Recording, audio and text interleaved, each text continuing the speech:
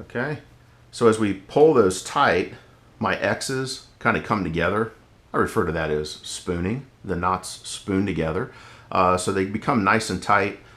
And as we pull that tight, you can see my tails move just a little bit. So how this knot functions is as this slides over an edge, you can see this flat part is actually going to come in contact with the edge itself versus a traditional double fisherman's bend. If I tied this end to end like I was tying a prusik loop, the edge would actually bind on this knot.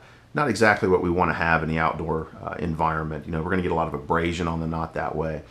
This way, as the knot travels over the edge, it actually will stand straight up in the air and pass right over with very little effort. So again, these are double fisherman bends used to tie the knot, tie the ropes together.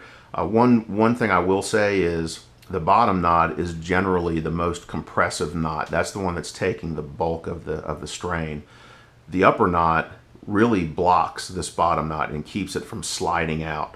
So when you go to untie this upper fisherman's bend is going to be pretty loose. The one at the bottom is really going to be tight, and you may have to work at it a little bit.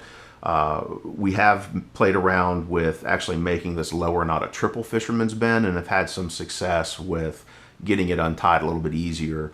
It also aids in some identification. So if we were to tie a triple on here, we actually would have another round of rope on this end. So we'd have 1, 2, 3, 4, 5 sections instead.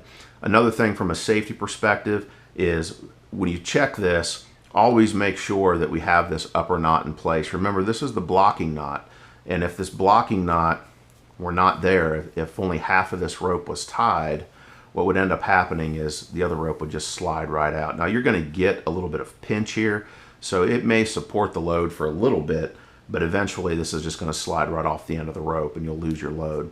So very important that you tie this completely, okay, with 2 double fisherman's bends at a minimum. And that's it. Again, this is our preferred way to tie these ropes together. There's some other methods out there.